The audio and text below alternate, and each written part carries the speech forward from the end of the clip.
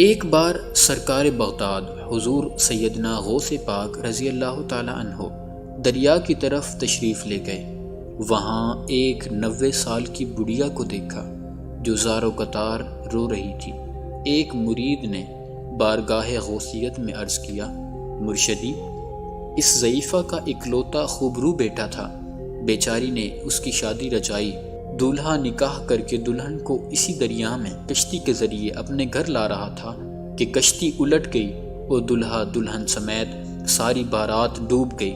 اس واقعے کو آج 12 سال گزر چکے ہیں، مگر ماں کا جگر ہے، بیچاری کا غم جاتا نہیں ہے۔ یہ روزانہ یہاں دریا پر آتی ہے اور بارات کو نہ پا کر رو دھو کر چلی جاتی ہے۔ حضور غوث پاک رضی اللہ تعالی عنہ کو اس ضعیفہ پر بڑا ترس آیا۔ آپ رضی اللہ تعالیٰ عنہ نے اللہ عز و جل کی بارگاہ میں ہاتھ اٹھا دیے۔ چند منٹ تک کچھ ظہور نہ ہوا۔ بے تاب ہو کر بارگاہ الہی میں عرض کی، یا اللہ، اس قدر تاخیر کی کیا وجہ ہے؟ ارشاد ہوا، اے میرے پیارے، یہ تاخیر خلاف تقدیر نہیں ہے۔ ہم چاہتے تو ایک حکم کن سے تمام زمین و آسمان پیدا کر دیتے، مگر بمقتضائے حکمت 6 دن میں پیدا کیے۔ بارات کو ڈوبے ہوئے 12 سال ہو چکے ہیں، اب نہ وہ کشتی باقی رہی ہے، نہ ہی اس کی کوئی سواری۔ تمام انسانوں کا گوشت وغیرہ بھی دریائی جانور کھا چکے ہیں۔ ریزہ ریزہ کو اجزائے جسم میں اکٹھا کروا کر دوبارہ زندگی کے مرحلے میں داخل کر دیا ہے۔ اب ان کی آمد کا وقت ہے۔ ابھی یہ کلام اختتام کو بھی نہ پہنچا تھا کہ یکایک وہ کشتی اپنے تمام تر ساز و سامان کے ساتھ بما دولہا اور دلہن و باراتی پانی کی سطح پر نمودار ہوئی اور چند ہی لمحوں میں کنارے تک پہنچ گئی۔ تمام باراتی سرکار بغداد رضی اللہ تعالی عنہ سے دعائیں لے کر خوشی خوشی اپنے گھر پہنچے۔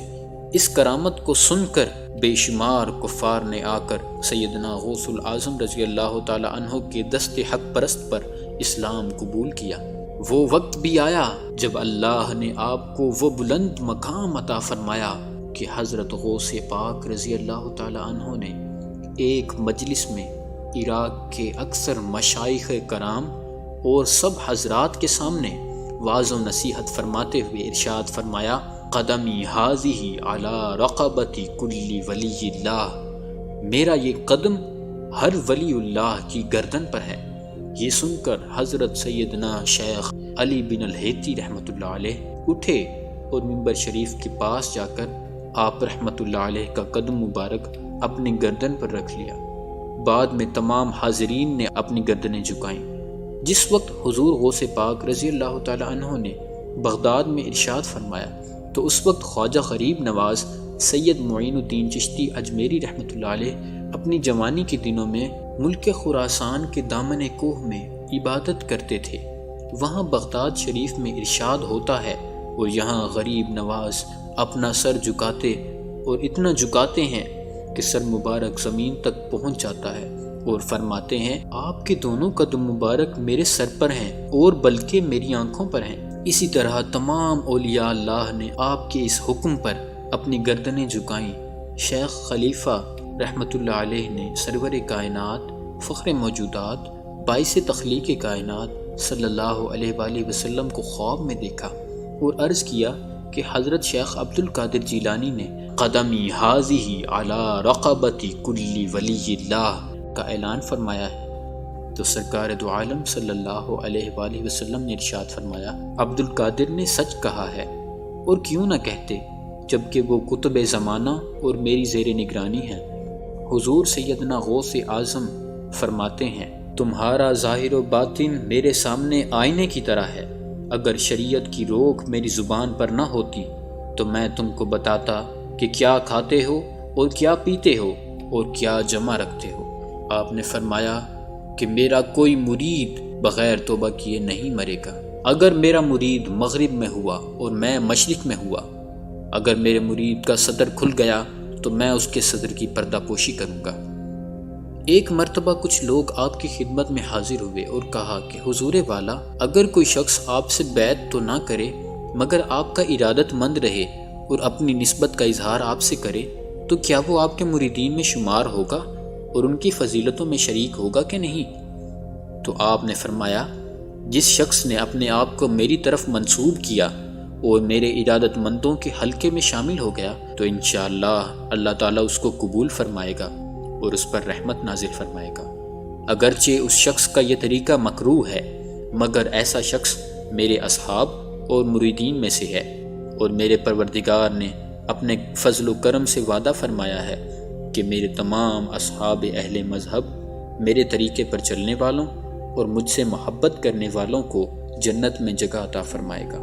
آپ فرماتے ہیں مجھے اللہ تعالیٰ کی عزت و جلالت کی قسم ہے، میرا ہاتھ میرے مریدوں پر اس طرح ہے جس طرح زمین پر آسمان کا سایہ ہے۔ ہمارے پیارے نبی صلی اللہ علیہ وآلہ وسلم نے ارشاد فرمایا خیرکم من تعلم القرآن وعلمہ، بے شک تم میں سے بہترین وہ ہے جو قرآن مجید سیکھے اور دوسروں کو سکھائے۔ اسی مقصد کے لیے ہم نے آن لائن قرآن مجید تجوید کے ساتھ پڑھانے کا ایک سلسلہ شروع کیا ہے، جس کے ذریعے آپ انتہائی آسانی کے ساتھ کم و بیش 2 ماہ میں انشاءاللہ قرآن مجید پڑھنا سیکھ سکتے ہیں۔ تو ابھی فون اٹھائیں اور دیے گئے نمبرز پر رابطہ کریں یا ہمارے فیس بک پیج پر ہم سے رابطہ کریں۔ جزاک اللہ خیرہ۔ اگر میرے مرید عالی مرتبہ نہیں ہیں تو کیا ہوا، میں تو اللہ کی کرم سے اس کی بارگاہ میں عالی مرتبہ ہوں۔ اے میرے مرید خوش رہ اور بے باک ہاتھ بحکم رب العالمین، جو چاہے تو کر گزر کہ میرا نام جو بڑا ہے تیرے پاس ہے۔ اے میرے مرید تو مت ڈر، اللہ کریم میرا رب ہے، اس نے مجھے رفعت و بلندی عطا فرمائی ہے اور میں اپنی امیدوں کو پہنچا ہوں۔ خدا تعالیٰ کے تمام شہر اور ملک میری نگاہ میں رائی کے دانے کی طرح ہے اور میرے حکم اتصال میں ہے۔ اللہ تعالیٰ نے مجھے جملہ اقطاب کا مختار بنایا ہے، پس میرا حکم ہر حال میں جاری ہے۔ کوئی مہینہ اور سال ایسا نہیں جو اپنے ظہور سے پہلے میرے پاس نہ آئے۔ سورج روزانہ طلوع ہوتے وقت مجھے سلام عرض کرتا ہے اور ہر نیا سال جب آتا ہے تو مجھے سلام عرض کرتا ہے۔ جو کچھ اس سال بھر میں وقوع پذیر ہونا ہوتا ہے اس کی مجھے خبر دیتا ہے، اور ہر ہفتہ جب شروع ہوتا ہے تو مجھ پر سلام عرض کرتا ہے، اور جو کچھ ہفتہ بھر میں ہونا ہوتا ہے اس کی مجھے خبر دیتا ہے، اور ہر دن مجھے سلام کرتا ہے، اور دن بھر میں جو کچھ ہونا ہوتا ہے اس کی مجھے خبر دیتا ہے۔ مجھے اپنے رب جلیل کی عزت و عظمت کی قسم میرے سامنے نیک بخت اور بدبخت لوگ پیش کیے جاتے ہیں۔ میری نظر لوح محفوظ پر ہوتی ہے، میں اللہ تعالیٰ کے علوم اور مشاہدات کے سمندروں میں تیرنے والا ہوں۔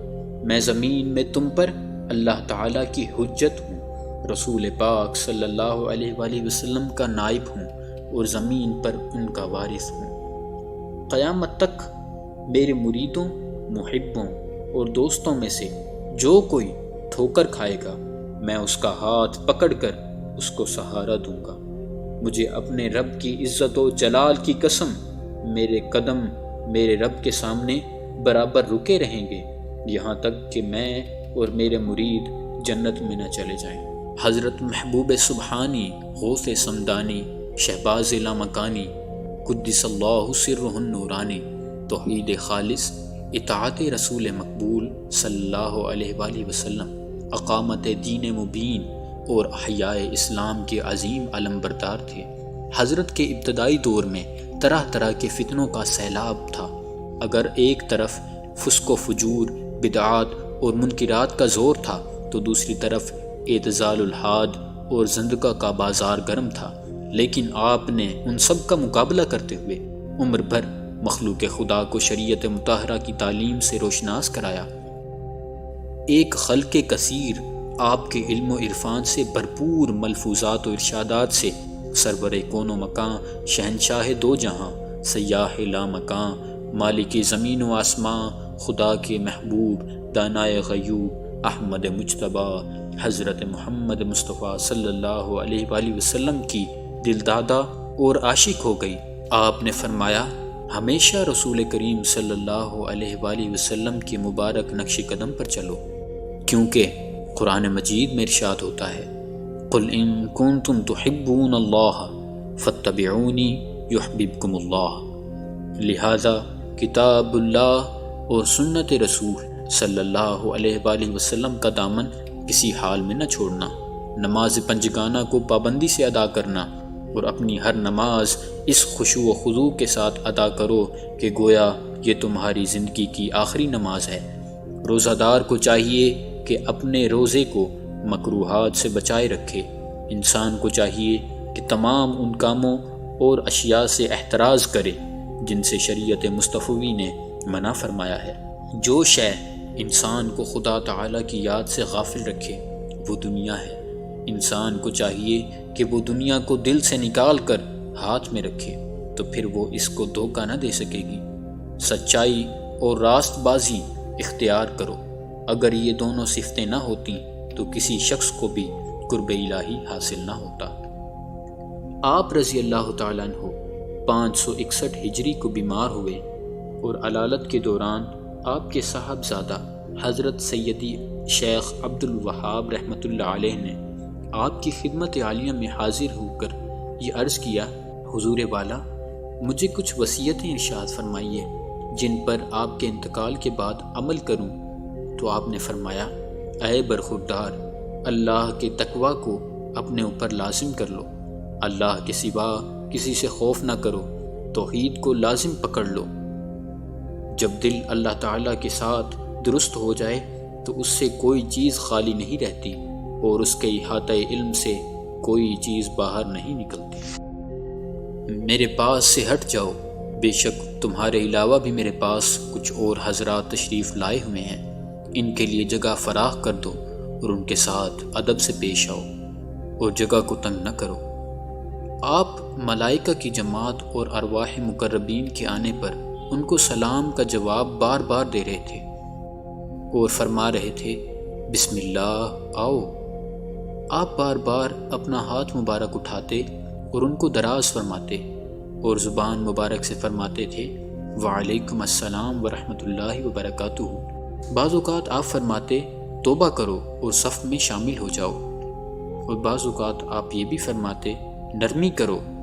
اس کے بعد آپ کے پاس حق آیا اور موت کے آثار شروع ہو گئے اور زبان مبارک پر یہ الفاظ جاری ہو گئے، میں مدد چاہتا ہوں لا الہ الا اللہ محمد الرسول اللہ کے ساتھ، جو پاک اور برتر ہے اور ایسا زندہ ہے جسے موت کا خوف نہیں۔ پاک ہے وہ جو قدرت کے ساتھ سب پر غالب ہے اور بندوں کو موت کے ساتھ مجبور کرتا ہے۔ لا الہ الا اللہ محمد الرسول اللہ۔ پھر آپ کی زبان مبارک سے اللہ اللہ کی آواز آنا شروع ہوئی اور آہستہ آہستہ وہ آواز مخفی ہو گئی اور زبان مبارک آپ کے تالو سے جا ملی۔ پھر آپ کی روح مبارک کف سے انصری سے پرواز کر گئی۔